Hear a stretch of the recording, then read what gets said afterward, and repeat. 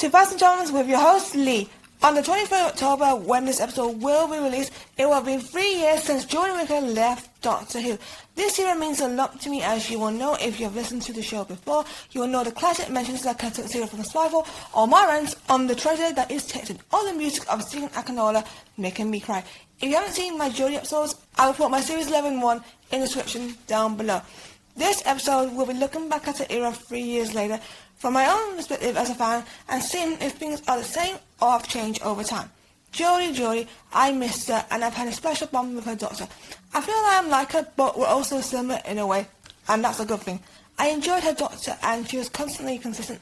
I do think there were a few moments in her second series that were uncalled for, Chibnall. She deserved way better than that, but that's the thing. I can assure fans it's okay to disagree with characterization. I do it most of the time, like I've done recently. I still love that she made a sonic screwdriver, as it's still a concept that still stands up to me, and it makes her stand out as an inventor. And I love that she invents things. She's a legend. She's also had some moments where she stood out. She felt kind, sweet, and has all tricks that make me love certain characters, and she has these quotes that are memorable, like my beautiful course moment. The name's Doctor, the Doctor. Half a league onwards. Yes, I can't fix myself. I need more time. I will stop spending too much time on it, but you can guess how much she means to me, and I still miss her on the show. Joy left a legacy. Since her departure, a few of these characters that I'm about to mention have continued her legacy. Wrecking Ball Wrecker? Leave it to me. Techie, you sound surprised, Tech. One-liner King Crosser? Miss me? How touching. Who are all members of Clone Force 99, who you will be seeing me discuss next year, so stay tuned. There is also beloved fans known as Din Grogu and Ruby Sunday. There have been more successful leads after Jodie who are female, like Rosario Dawson, who will be back as Ahsoka, Amanda Stenberg, who played May and Osha Anstey in the underrated series The Occult, and Catherine Hahn as Agatha Harkness in the hit show Agatha All Along. Agatha All Along. They're full Jodie with iconic performances and, like her, delivered winning manners. 13 had 4 regular companions, all were characters that survived and had a happy ending, which I feel RTT2 could do the same. Could Chibnall have done more with his leads than his side characters? I think potentially yes, as they would have had a better reception in the fun, as I do feel people underrate these guys. Mike Gill, who is Jasmine Khan, strongest of all 4, she has set the bar for our beloved Sir Din Grogu. But he is a legend. I still am a big Yes fan, and that's testament to the material. Our boys were great too, and also stand up with something which I believe the show should go back to. I still look at Tosin Cole's Ryan Sinclair as an icon.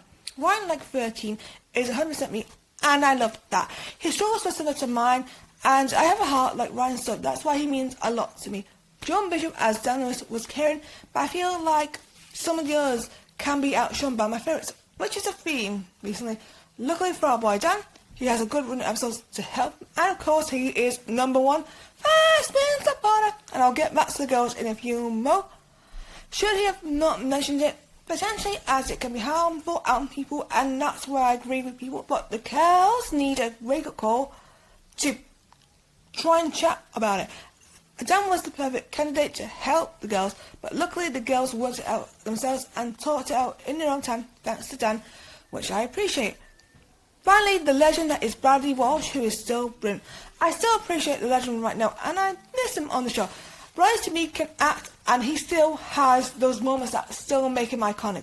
Him worrying about his cancer return, losing his wife, trying to be a granddad, and talking to all his friends is why we all love him. He's so memorable, and Bradley did a fantastic job. Thasmin rules! Yes, I still love Thasmin. Missed him so much! I will say, I was on my Act for Real agenda last year, and I enjoyed him. It's a very tragic story, and I just love him.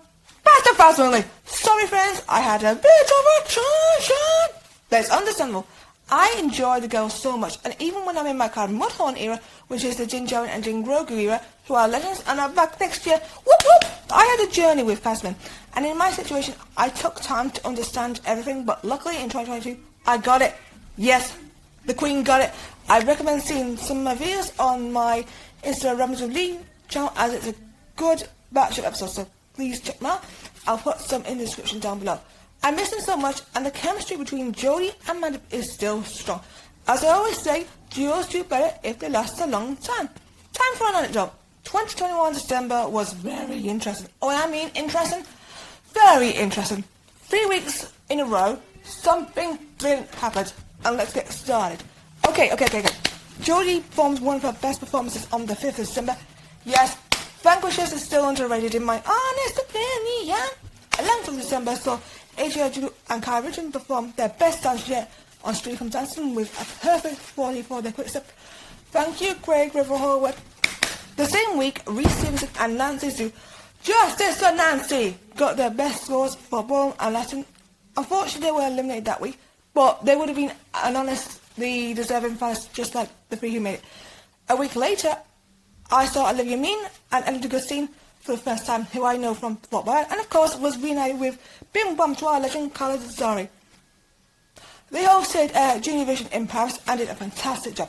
Those were an interesting 3 weeks. Let's get back onto Jodie Tron and let's move on to some villains. Okay, it's time to discuss one of the most evil characters who is just as much as Royce Hemlock, aka Hemington or Hemi, which is of course voiced by Jimmy Simpson. Jimmy, aka Hemington, will be playing a band in the Haunted Hotel, and I will hopefully get my chance to watch the show as he's one of the best parts of it. And I just think the band is a cool character. Back to my point. It's of course that trailer Tech Turner. I just feel they're so bad, and what is wrong with them? How very dare they did that to a child? Texan only thinks about themselves, and yes, I do believe Texan deserved a better defeat. Too easy chippers. The Doctor should have done it in my honest opinion, as Jodie would have aced. Despite that, they were good villains, very mad and insane, but deserve every single complaint like Hamilton does. A huge shout out to the actors Barbara Flynn, Stellan Baxter and Jake Nwoga. Thank you for playing Texan. Ray Holman made some fantastic costumes and definitely is an amazing costume designer. Phoenix Tuxedo still stands out as one of my personal favourite costumes, and Jodie rocks it. I love the historical costumes he made. Some of my favourites were the Chinese coats from The Legend of the Sea Dolls, Yaz's Jordan dress from The Haunting of Virginie, and her dress suit from Fox that really suited her character, who was on a mission to save the world after she had a setback by the Weeping Angels. Ray brought new styles which I feel the show needed and really excel with his costumes. Recommend watching his videos behind the scenes where he discusses the process of making the costumes. Thank you, Ray. It's right to give some appreciation to the king that is Stegan Akinola. This legend has made me cry alongside the legend that is Kevin Kiner, and I'll be talking more on him and his children Sean and Gina Khan next year as they're composing for the Mole Show and hopefully Ahsoka Series 2. Stegan brought new styles that the show needed, like he had Holly Bulgara do the vocals for 13, Shahid Alice Khan did some stuff for James Punjab, very impressive. He created one of the biggest and best editions of the theme tune, and he upped the ante by changing it a bit every series. My favourite pieces of his is She's the Doctor, Bad Fan 13, Zungra, A God Legend, Where Would Earth Be Well? There's a lot more as well. Stegan is a talent, and I miss his music. The session shall begin is also a good thing. A piece of music. Time to talk. A real icon in Mary Seacole. I loved her. No nonsense, unique, brilliant, and grateful, unlike one of the worst characters on screen who deserved a different fate, in my honest opinion. I do love when people get the right fate they need. I loved Mary as she was iconic, and Jim Powell's portrayal was amazing, and of course, it's Black History Month, so of course, I got a headline Mary. Thank you, Gemma. You did a great job. Also, I loved Ada Lovelace, Norton Yat Khan, Madam Ching, Nikola Tesla with that fantastic moment where he and the Doctor relate to one another. I relate as well. Even that idiotic Lord Byron, who is still at the brunt of my runs for his flirting. The actors were fantastic and did a great job. Series 12 had some controversial moments, as I previously said. Sparkle Part 2 is still guilty. However, on the Can You Hear Me situation, I have a different view, if you will. I still feel the crossing is 100% better than Can You Hear Me. However, Thomas, who you might know as Dr. City on social media, wrote a post on X that gave me a better understanding. He explained that 13 was more open, and of course, she was listening to Graham. Thomas is 100% correct, as in my understanding, she's trying to be social, a bit like Tech is with Fijino when they're on Pabu. I recommend watching Pabu, as that's a very important and crucial episode, and also kind of addressing climate change, or not, I'm not sure, but it's still a great episode. 13's trying to listen, and she hasn't got the best response. Yes, it's not a major standout, as Tech explained himself to Omega, but the attention is there. My helpful advice to Doctor Who fans is listen to many people on both sides. Thank you, Thomas. Chris Chibnall at his brightest took risks, brought original ideas, and brought wacky ideas which work for me, like the Star Trek, for example, is one I'm still talking about right now. A frog, Grace Frog. Episodes on capitalism, misogyny, racism, viruses, dreams, nightmares, and of course, anything to do with Gallifrey. They sometimes would deliver, and sometimes they wouldn't. But that's okay. I didn't expect an episode like Preserves to do as well as it did, and I still loved that episode. Okay, it's time, my friends. The time was short. Even with the hiccups, which is not down to the fault of this either, as you'll hear me talk about in the next episode, as I have some grievances to talk about. RTD, what have you done?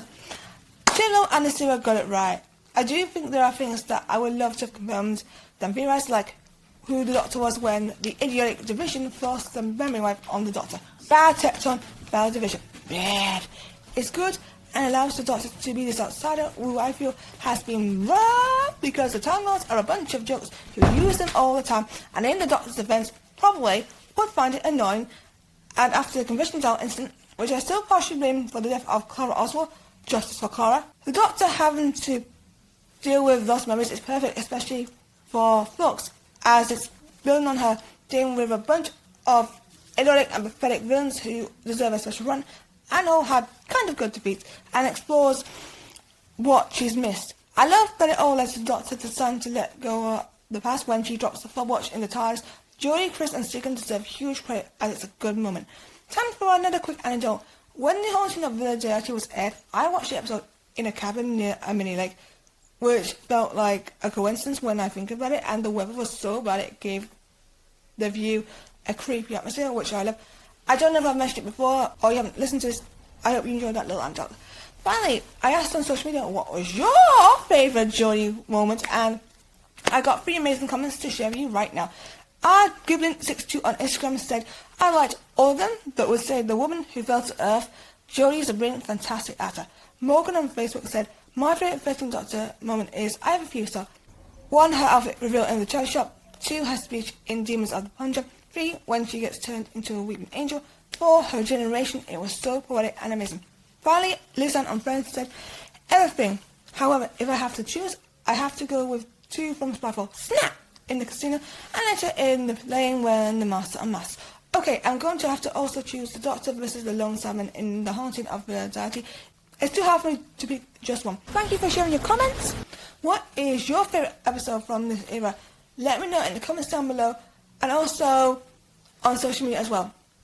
Next episode is the episode that I've held back, and it's my Series 2 track, which is this year's Series 2. If you're wondering about the one from 2006, then next year I have plans with a twist, so stay tuned. And stay tuned for my next episode where I will be talking about Shuri Gatwa's 2nd season. I hope you enjoyed this episode. If you love this podcast, I am aiming to try and reach 100 subscribers by the end of the year. So if you're interested in these topics, please subscribe to the channel. Thank you for listening to this episode, and I'll see you next time. Goodbye, everyone. Thank you for listening to the podcast. Subscribe to Thasmin and stay tuned for more podcasts. See ya!